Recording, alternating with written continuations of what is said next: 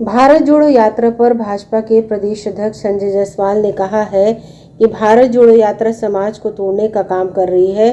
भारत जोड़ो यात्रा नहीं, यह विश्व भ्रमण यात्रा है। राहुल गांधी प्रधानमंत्री नहीं बनने की खींच निकाल रहे इस यात्रा में कांग्रेस 50 सीटों के आंकड़े पर फिर से नहीं पहुंच पाएगी 2024 के चुनाव में।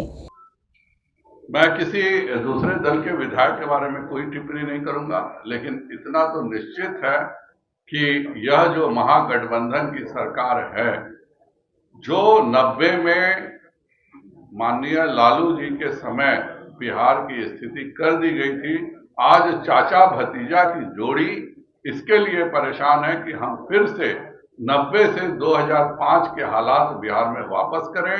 खुद ही वह बोलते हैं कि 2005 से पहले क्या हाल था बिहार का, याद है कि नहीं।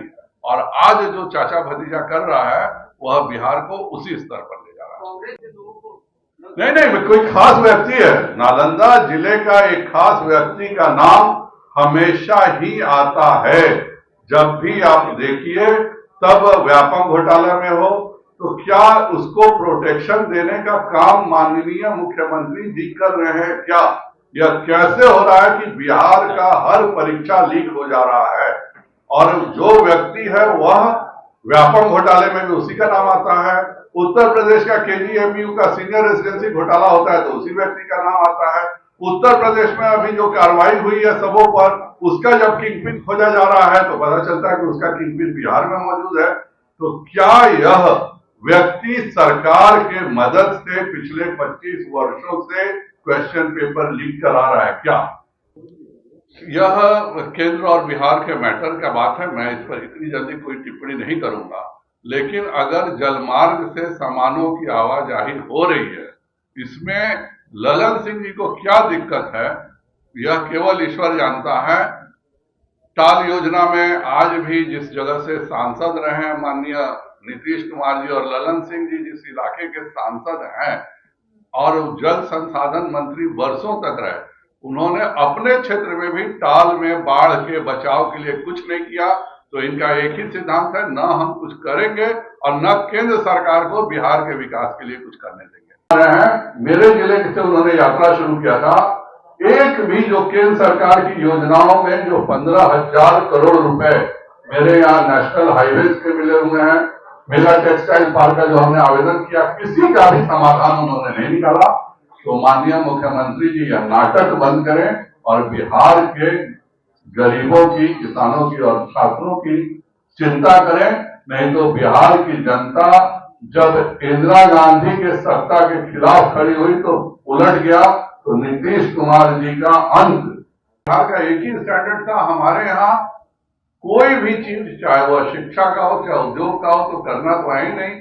केंद्र सरकार अगर जलमार्ग चला रही है तो आप उसको रोकिएगा, अगर वह गति शक्ति में राजमार्ग बना रही है तो आप उसके लिए जमीनें दीजिएगा।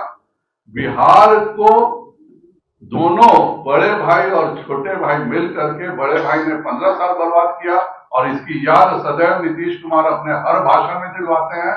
अब उनके साथ मिल जाने के बाद नीतीश कुमार भी उसी स्थान पर पहुंच गए हैं जो उनके बड़े भाई ने 1990 से 2005 में सरकार चलाई थी और जिसका जिक्र नीतीश कुमार जी उप मुख्यमंत्री के सामने भी करने से कभी नहीं चूकते। तो अगर समाधान करना है तो हमारे बच्चों को परीक्षा ईमानदारी से हो जाए, वरना पिछले बार तो हुआ कि कोई धांधली नहीं हुई है और जिसको इस बार महिला को पकड़ा गया उसका बेटा ही कम्पीट किया है। यही बताता है कि पिछले बार का भी जो परीक्षा था वह पारदर्शी नहीं था। आप बच्चों के ऊपर लाठियाचार्ज करते हैं। उत्तर प्रदेश में 24 घंटे में फैसला हो गया, प्रश्न पत्र रद्द हुआ, 1 महीने में फिर से उसके एग्जामिनेशन हो गया और पूरे तरह से ट्रांसपेरेंट हुए, सभी के ऊपर कार्रवाई हुई घोटाले करने वालों पर। बिहार में कुछ भी समाधान नहीं हो रहा है। मेरा माननीय मुख्यमंत्री जी और उप मुख्यमंत्री जी का अनुरोध रहेगा कि कृपया कर पर्यटन छोड़ करके, जो ये हर जिलों में पर्यटन कर रहे हैं और एक गांव का पर्यटन के लिए उनके लिए रंग रोगन किया जा रहा है, पर्यटन छोड़ करके बिहार के छात्रों के भविष्य की वो रक्षा करें। फिर से कोई प्रश्न पत्र लीक नहीं हो इसकी चिंता करें। बिहार के किसानों को यूरिया दिलाने की चिंता करें कि जब आपके पास स्टॉक में 13,80,000 बोरा आज के डेट में यूरिया पड़ा हुआ है, तो उसका उपयोग आप किन परिस्थितियों में नहीं कर रहे हैं। आप बैठ के इसका समाधान निकालिए। ड्रेजिंग करके, और जब दिक्कत क्या है बिहार में कि बिहार ने कभी उद्योग को सोचा नहीं। आज भी जो गंगा नदी में 4.25 मीटर की ड्रेजिंग करके पानी के जहाज चलाए जा रहे हैं, उनसे हल्दिया बनारस का व्यापार हो रहा है, हल्दिया इलाहाबाद का व्यापार हो रहा है। आपके यहाँ जो होना है आप खुद उसकी कोई चिंता नहीं कर रहे। हमारे यहाँ व्यापार बढ़ाइए, उद्योग बढ़ाइए।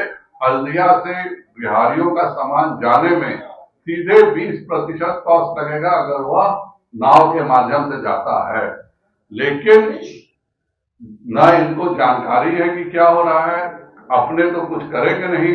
और केंद्र सरकार अगर कोई जलमार्ग बनाएगी तो आप बनने नहीं देंगे, राष्ट्रीय राजमार्ग बनाएगी तो जमीन उपलब्ध नहीं कराएंगे, अगर हवाई अड्डा खोलने का कहेगी तो आप जमीन उपलब्ध नहीं कराएंगे। तो बिहार सरकार बिहार विरोधी है। आज पूरे देश में हम तो चाहते हैं कि दौरा करें, वह जाके दूसरे देशों की राजधानियों में घूमे। कोई व्यक्ति बिहार का दूसरे प्रदेशों की राजधानियों में जाता है तो उसका शर्म सर से झुक जाता है कि भाई दूसरे जगह इतने उद्योग खुले हुए हैं, इतने आईटी पार्क खुले हुए हैं। उड़ीसा हमारे तरफ पिछड़ा इलाका था, आज पूरे हिंदुस्तान के बच्चे उड़ीसा में पढ़ने आते हैं। आज पूरे हिंदुस्तान के बच्चे उड़ीसा में सॉफ्टवेयर पार्क में जाते हैं। अगर आपने अभी तक हमारे चैनल को सब्सक्राइब नहीं किया है तो हमारे चैनल को जल्द से जल्द सब्सक्राइब करें, लाइक करें, शेयर करें और कमेंट करें। क्या आप पत्रकारिता के क्षेत्र में अपना कैरियर बनाना चाहते हैं? तो आज ही royal Ashoka institute of mass communication and journalism में अपनी जगह सुनिश्चित करें। आर्यभट्ट ज्ञान विश्वविद्यालय पटना से मान्यता प्राप्त 100% प्लेसमेंट के साथ royal Ashoka institute of mass communication and journalism नामांकन जारी है। हमारा पता है DS/16 गायत्री मंदिर के समीप, कंकड़ बाग, पटना 8,20,000। आप हमें संपर्क भी कर सकते हैं। हमारा मोबाइल नंबर है 9955456126।